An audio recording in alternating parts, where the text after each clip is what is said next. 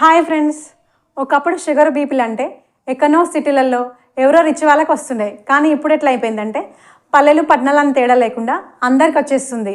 ఎట్లుందంటే ఇప్పుడు మామూలుగా జలుబు, నెక్స్ట్ వైరల్ ఫీవర్ ఎంత కామనో అంత కామన్ అయిపోయినాయి ఈ షుగర్ బీపీలు.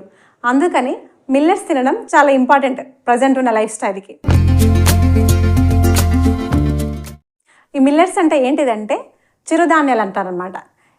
ఈ చిరుధాన్యాల్లో ఏమేమి వస్తాయంటే కొర్రలు, అండు కొర్రలు, సామలు, అరికలు, ఊదలు, ఇంకా రాగులు. ఈ రాగుల్ని మన తెలంగాణలో తైదలు అంటారనమాట. సో నెక్స్ట్ ఇంకోటి ఉంటాయి ఏంటిదంటే జొన్నలు, సజ్జలు, మొక్కజొన్నలు ఉంటాయి అన్నమాట. వీటిని ముతక ధాన్యాలు అంటారు. ఈ ముతక ధాన్యాల కంటే కూడా చిరుధాన్యాల్లో ఎక్కువ న్యూట్రిషన్స్ వాల్యూస్ ఉంటాయి. అందుకని వీటికంటే ఈ మిల్లెట్స్ తినడం చాలా బెటర్ అనమాట. సో మన తెలంగాణలో ఎక్కువ జొన్న రొట్టెలు తింటారు కదా, సో అవి బెటర్. కాకపోతే ఏంది వైట్ రైస్ కన్నా బెటర్. కాకపోతే ఈ ముతక ధాన్యాల కంటే అంటే మీన్స్ జొన్నల కంటే కూడా ఈ మిల్లెట్స్ అనేవి ఎక్కువ న్యూట్రిషన్ వాల్యూస్ ఉంటాయి అనమాట. ఇప్పుడు చూస్తుంటే కొందరు ఏం చేస్తారంటే రైతులు కూడా కనీసం జొన్న రొట్టెలు కూడా తినట్లేరు. అది చాలా డేంజర్ అనమాట. అట్లీస్ట్ జొన్న రొట్టెలైనా తినాలి, మిల్లెట్స్ తినకపోయినా. మిల్లెట్స్ తింటే ఇంకా మంచిది అనమాట.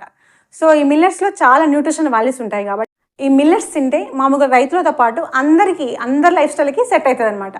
సో ఎలా అంటే ఫస్ట్ బెనిఫిట్స్ వచ్చేసి ఏంటంటే హై న్యూట్రిషన్ వాల్యూస్. ఇప్పుడు ఊళ్ళలో కొంతమంది జొన్న రొట్టెలు కూడా తినట్లేరు, అది చాలా డేంజర్. అట్లీస్ట్ జొన్న రొట్టెలైనా తినాలి, మిల్లెట్స్ తినకపోయినా. మిల్లెట్స్ తింటే చాలా బెటర్ అనమాట. సో ఇందులో చాలా బెనిఫిట్స్ ఉంటాయి. ఫస్ట్ వచ్చేసి ఏంటంటే హై ఫైబర్. మిల్లెట్స్లో హై ఫైబర్ ఉండడం వల్ల ఏమవుతుందంటే మన బ్లడ్లో షుగర్స్ లెవెల్ అనేది కంట్రోల్గా ఉంటుంది అనమాట. ఎక్కువ ఒకేసారి హై కాకుండా ఒకేసారి లో కాకుండా కంట్రోల్గా ఉంటుంది షుగర్స్ లెవెల్స్. అందుకని షుగర్ పేషెంట్స్కి ఈ మిల్లెట్స్ తినడం బెస్ట్ ఆప్షన్.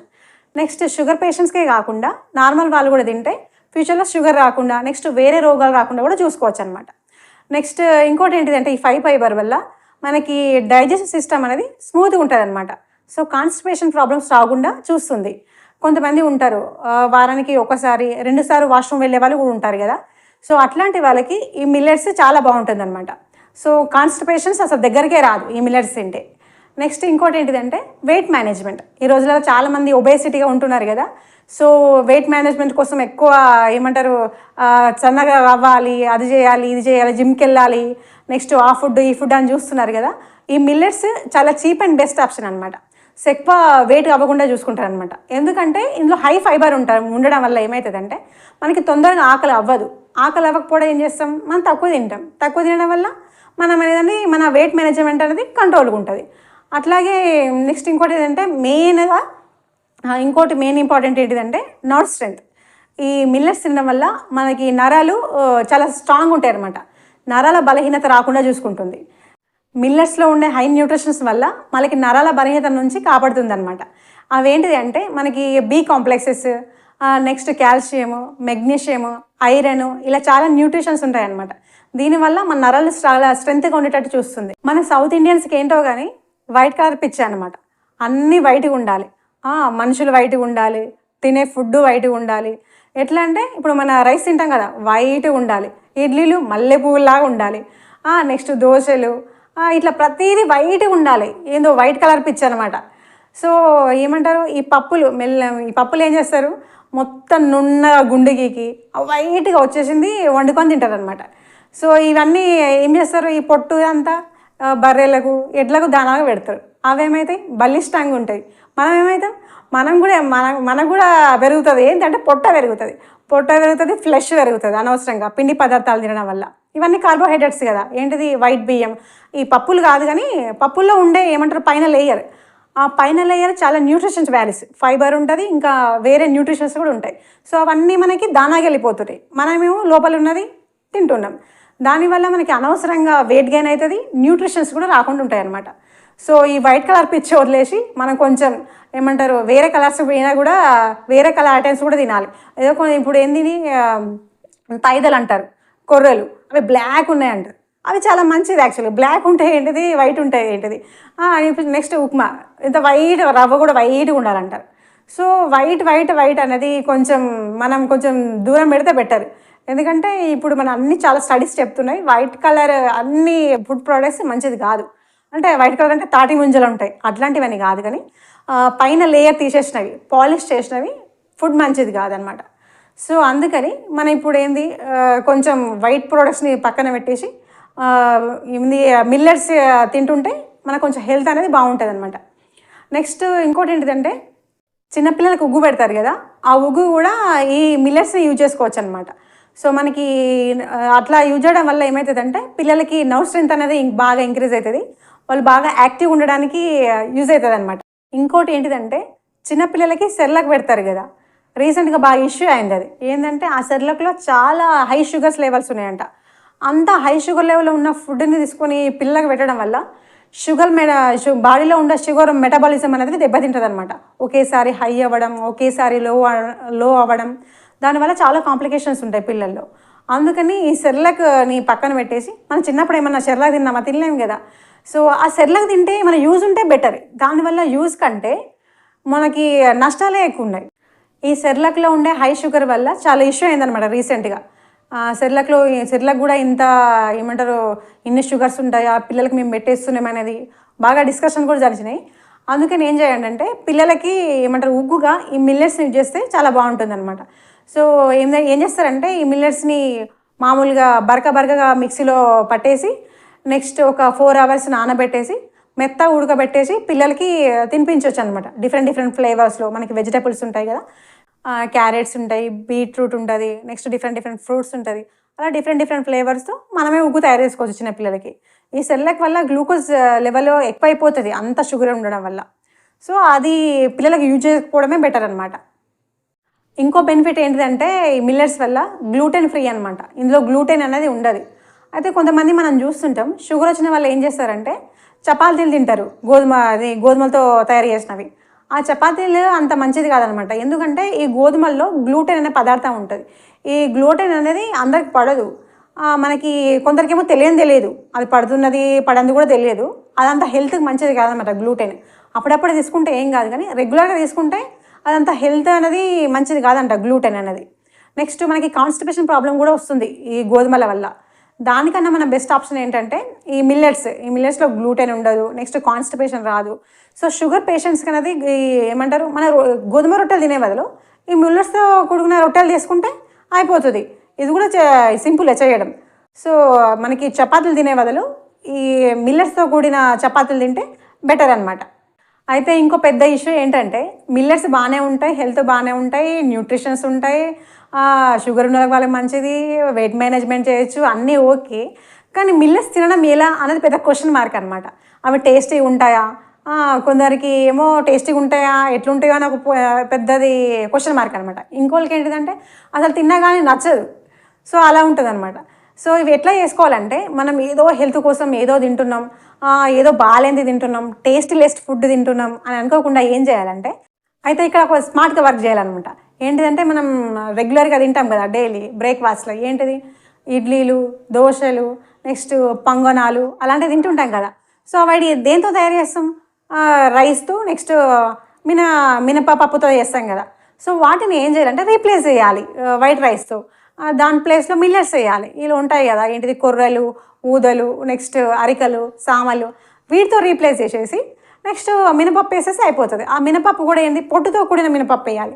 సో మనకి అక్కడ పొట్టు ఉంటుంది కాబట్టి మనకి ఇంకా న్యూట్రిషన్స్ కూడా వస్తాయి. మళ్ళీ అక్కడ బ్లాక్ ఉంది, అక్కడక్కడ డాట్స్ ఉన్నాయి అని అనుకోవద్దు, అది హెల్త్కి మంచిదే. మీరు తినండి, పక్క వాళ్ళకి కూడా ఎక్స్ప్లెయిన్ చేయాలి. సో ఇట్లా బ్లాక్ ఉంటే ఏం కాదు, మనం పెద్ద వైట్ ఉంటేనే తినాలి, అదేదో ఈగలాగా పురుగులాగా ఉంది అని అనుకోవద్దు, అది పొట్టే అని చెప్పాలన్నమాట. సో ఆ వైట్ ప్రోడక్ట్స్ని మనం ఏంటంటే మిల్లెట్స్తో రీప్లేస్ చేసి బ్రేక్ఫాస్ట్ కూడా మనం రెగ్యులర్గా బ్రేక్ఫాస్ట్ తినేది మనం ఇప్పుడు కూడా తింటున్నాం. ఆ ఇడ్లీలే, ఆ దోశలే, ఆ పొంగనాలే తింటున్నాం. సో మనం పెద్ద వేరే ఐటమ్స్ తింటున్నాం హెల్త్ కోసం, ఏదో సాక్రిఫైస్ చేస్తున్నాం అనే ఫీలింగ్ ఉండదన్నమాట. సో నెక్స్ట్ ఏంటిది, రైస్ తినకపోయినా మిల్లెట్స్తో కూడిన రైస్ తినకపోయినా, రైస్ కూడా మంచిదే, కాకపోతే మీకు స్టార్టింగ్లో కొంచెం కష్టం అవుతుంది. అందుకని ఏం చేయాలంటే బ్రేక్ఫాస్ట్ స్టార్ట్ చేయండి. ఏమంటే వైట్ ప్రోడక్ట్స్ రీప్లేస్ చేసేసి బ్రేక్ఫాస్ట్ తినండి. తర్వాత మెల్లగా జావాలు, నెక్స్ట్ రైస్, నెక్స్ట్ వీటితోని మిల్లెట్స్తోని చపాతీలు చేసుకోవడం, ఇట్లా చేసుకుంటే ఏంటిదంటే మనం మన హెల్త్ కోసం ఏదో సాక్రిఫైస్ చేస్తలేము, మనం రెగ్యులర్గా తినే బ్రేక్ఫాస్ట్లో తింటున్నాం. సో రెగ్యులర్గా చేసే పనులే చేస్తున్నాం. సో పెద్ద మనకి మైండ్కి బర్డెన్ ఏమి అనిపించదు. అందుకని ఏం చేయాలంటే నెక్స్ట్ ఉప్మాలు, ఈ బ్రేక్ఫాస్ట్లో అన్నీ మిల్లెట్స్తోని చేయండి. వైట్ ప్రోడక్ట్స్ని రీప్లేస్ చేస్తే దట్స్ బెటర్ అనమాట. సో మనం సాక్రిఫైస్ చేస్తున్న ఫీలింగ్ కూడా రాదు, మనం హెల్తీగా ఉంటాం, హ్యాపీగా ఉంటాం. సో ఇంకోటి మెయిన్ ఇంపార్టెంట్ థింగ్ ఏంటంటే ఈ మిల్లెట్స్ వల్ల మన ఎన్విరాన్మెంట్ కూడా బాగుంటుంది అనమాట. ఇవి ఎన్విరాన్మెంటల్ ఫ్రెండ్లీ అనమాట. ఎట్లా అంటే మిల్లెట్స్ పండించడానికి ఎక్కువ వాటర్ ఏం అవసరం ఉండదు. ఇప్పుడు మేము చూస్తుంటాం వరి, గోధుమ, వాటికి చాలా వాటర్ కన్సప్షన్ అవసరం ఉంటుంది. డ్యామ్లో నుంచి కావాలి, నెక్స్ట్ ఒకవేళ డ్యామ్స్, నెక్స్ట్ చెరువులు లేకపోతే ఏం చేస్తారు, గ్రౌండ్ వాటర్ నుంచి తోడుకొస్తారనమాట. సో అలా కాకుండా ఇవి అంత వాటర్ కన్సప్షన్ కాదు. నెక్స్ట్ ఏంటిది, ఫర్టైల్ ల్యాండ్స్, సారవంతమైన భూములు కూడా పెద్ద అవసరం ఉండదు. ఏ ల్యాండ్లో అయినా పండుతాయి ఈ మిల్లెట్స్. నెక్స్ట్ ఇంకోటి ఏంటిదంటే మెయిన్గా కెమికల్ ఫ్రీ అనమాట. ఈ మిల్లెట్స్కి అంత కెమికల్ కొట్టనవసరం లేదు. ఇప్పుడు మనం మామూలుగా చూస్తుంటాం రైతుల్ని వరి పొలాలు చేసేటప్పుడు, గోధుమలు చేసేటప్పుడు చాలా కెమికల్ యూజ్ చేస్తారు. మన దగ్గర సౌత్ ఇండియాలో ఎక్కువ గోధుమ పండించారు, కానీ మన వరి ఎక్కువ కదా మనం చూస్తుంటాం, బస్తాలు వేస్తుంటారు అన్ని ఎరువులు. సో అది చాలా డేంజర్ అనమాట. సో దానివల్ల మనకి రెండు విధాలుగా నష్టమే ఉంది, పాలిష్ చేసిన ఫుడ్, నెక్స్ట్ కెమికల్ ఫుడ్. అయితే మీరు అంటుండొచ్చు మిల్లెట్స్ బదులు బ్రౌన్ రైస్ తినొచ్చు కదా అని. బ్రౌన్ రైస్ తినవచ్చు, కాకపోతే అందులో ఏమంటారు, వరి పండించేటప్పుడే కెమికల్ వేస్తారు కదా. సో ఈ మిల్లెట్స్ ఏంది, అంత కెమికల్ లేని ఫుడ్ అనమాట. సో కెమికల్ ఫ్రీ ఫుడ్ కాబట్టి దీనికన్నా ఇదే బెస్ట్. ఒకవేళ ఆర్గానిక్ బ్రౌన్ రైస్ దొరికితే బెటరే, కాకపోతే అది మనకు ఆర్గానిక్ కాదో తెలుసుకోవడం చాలా డిఫికల్ట్ అనమాట. సో అది మనకి జస్ట్ లేబులేసిరా నిజంగానే ఆర్గానికా అనేది కూడా కష్టమే. కంపేర్ టు ఒకవేళ ఆర్గానిక్ ఫుడ్ అయినా ఈ బ్రౌన్ రైస్, మనం ఆర్గానిక్ అంటే కెమికల్ లేకుండా పండించిన బ్రౌన్ రైస్, నెక్స్ట్ మిల్లెట్స్తో కంపేర్ చేస్తే అన్ని విధాలుగా మిల్లెట్సే best option. So nutrition value compare చేసిన ఆర్గానిక్ బ్రౌన్ రైస్తో కూడితే మిల్లెట్స్లోనే ఎక్కువ ఉంటుంది అనమాట. సో మనకి cheap and best, next chemical free, next high nutritions values. So మిల్లెట్స్లోనే అన్నిట్లో ఎక్కువ ఉంటాయి కాబట్టి మనం మిల్లెట్స్ తినడానికి డే బై డే ట్రై చేస్తే మనకి హెల్త్ బెనిఫిట్స్ అనేవి చాలా ఉంటాయి అన్నమాట. అయితే ఇంకోటి ఇంపార్టెంట్ థింగ్ ఏంటంటే మిల్లెట్స్ని కరెక్ట్గా తినకపోతే వేరే ప్రాబ్లమ్స్ వస్తాయి అనమాట. ఎక్కువ వేడి చేయడం, కాన్స్టిపేషన్ ప్రాబ్లమ్స్ కూడా వస్తాయి కరెక్ట్గా తినకపోతే. ఎట్లా అంటే మిల్లెట్స్ హై ఫైబర్ ఉంటుంది కదా, తొందరగా ఉడకవు. అది మనకి ఉడికినట్టే అనిపిస్తుంది, కానీ లోపల ఉన్న ఫైబర్ ఉడకదు. అందుకని ఏం చేయాలంటే ఒకవేళ రైస్ చేసుకోవాలనుకుంటే 8 hours ముందే నానబెట్టుకోవాలి. నైట్ నానబెట్టేసి మార్నింగ్ చేయాలి, లేదంటే మార్నింగ్ నానబెట్టేసి నైట్ రైస్ చేసుకోవాలి. బ్రేక్ఫాస్ట్కి అయితే ఎట్లాగో మనం ముందే అన్నీ నానబెడతాం కదా, వాటితో పాటు ఇవి నానబెడితే సరిపోతుంది. నెక్స్ట్ పౌడర్ ఉంటాయి కదా, మిల్లెట్స్ పౌడర్స్ ఇన్స్టెంట్గా యూజ్ చేసుకోవచ్చు, సన్నగా ఉన్న పౌడర్స్. అలా కాకుండా మిక్సీ పడతారు కదా బరకగా, వాటిని కనీసం 4 to 3 hours నానబెట్టాలి వాటిని కూడా, ఎందుకంటే బరకగా ఉంటుంది కాబట్టి అది కూడా నానాలి. పౌడర్ అయితే నాననవసరం లేదు, పౌడర్తో జావ వేసుకోవచ్చు, లేదంటే రోటీలు చేసుకోవచ్చు. బరకగా ఉంటే ఏమంటారు మామూలుగా వాటితో జావాలు చేసుకోవచ్చు కదా. అవి ఏం చేయాలంటే ఖచ్చితంగా నానబెట్టాలి. బరకగా ఉన్న మామూలుగా డైరెక్ట్ తీసుకున్న మిల్లెట్స్ కూడా నానబెట్టాలి. డైరెక్ట్గా మిల్లెట్స్ తీసుకుంటే 8 hours నానబెట్టాలి, బరకగా ఉంటే 4 to 3 hours ఎనఫ్ అనమాట. సో ఇలా నానబెట్టకపోతే ఏంటంటే లోపల ఉన్న ఫైబర్ నానకపోవడం వల్ల మనకి కరెక్ట్గా డైజెషన్ అవ్వదు. నెక్స్ట్ వాటర్ కన్జప్షన్ ఎక్కువ తీసుకోవడం వల్ల మనకి లోపల ఏమంటారు వేడి అయిపోతుంది, నెక్స్ట్ కాన్స్టిపేషన్ ప్రాబ్లమ్స్ వస్తుంటాయి. అందుకని ఖచ్చితంగా నానబెట్టుకునే తినాలి, లేదంటే వేరే ప్రాబ్లం వస్తుంది. అప్పుడు అంటారు సరిగా అరగట్లేదు, వేడి అవుతుంది, వాష్రూమ్ రావట్లేదు, ఇలాంటి ప్రాబ్లమ్స్ వస్తాయి. అది ఎందుకంటే అది పడక కాదు, నానబెట్టకపోవడం వల్ల. నెక్స్ట్ ఇంకోటి ఏంటిదంటే ఇంకొక అపోహ ఉంటుంది దీనికి మిల్లెట్స్ గురించి. ఏంటంటే ఈ మిల్లెట్స్ జావా తాగితే చలవ చేస్తుంది అంటారు, చలవ చేస్తుంది, జలుబు చేస్తుంది అంటారు. ఇది చలువ ఏం చేయదు, ఎప్పుడైనా తాగొచ్చు. అయితే ఏమంటారు ఓన్లీ సమ్మరే తాగాలి, రెయినీ సీజన్లో తాగదు, వింటర్లో తాగొద్దు అట్లా ఏమి ఉండదండి, ఎప్పుడైనా తాగొచ్చు. ఎప్పుడు తాగినా ఇది మంచిదే అన్నమాట. సో అది చలువ చేస్తుంది, జలుబు చేస్తుంది అని అనుకోవద్దు అనమాట. సమ్మర్లో తాగినా మంచిదే, ఏ సీజన్లో తాగినా మంచిదే అనమాట. ఈ బుక్ చూడండి, ఇది కాదర్ వలి గారిది అనమాట. ఇందులో సిరిధాన్యాల గురించి చాలా డీటెయిల్గా ఉందన్నమాట.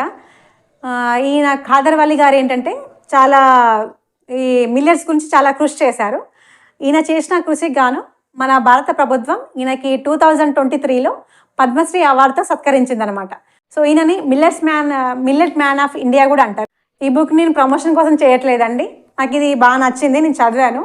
మిల్లెట్స్ గురించి చాలా డీటెయిల్గా ఉంది. అయితే ఇది ప్రమోషన్ అనుకోగలరు, ప్రమోషన్ అయితే కాదు. ఇందులో ఉన్న రీసోర్స్ నేను చదివాను కాబట్టి చెప్తున్నాను. ఎవరికైనా కావాలనుకుంటే అమెజాన్లో ఉంది సో ఇదండి నాకు తెలిసిన మిల్లెట్కి సంబంధించిన విషయాలు. ఇంకా మీకేమైనా కొత్తగా తెలిస్తే కింద కామెంట్ చేయండి.